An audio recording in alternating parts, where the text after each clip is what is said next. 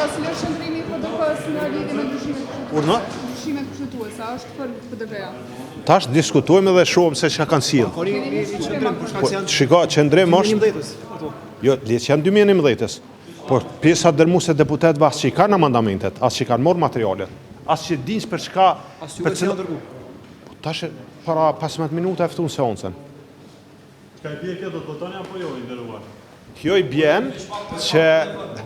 i bjen që për tema kaq të rëndësishme, kur është pyetje edhe ndryshimi i kushtetutës, edhe pse Partia Demokratike e Kosovës vazhdimisht ka qenë e hapur që diskutojmë që presidenti ka mundësi zgjedhet me votë të drejtë për drejtë.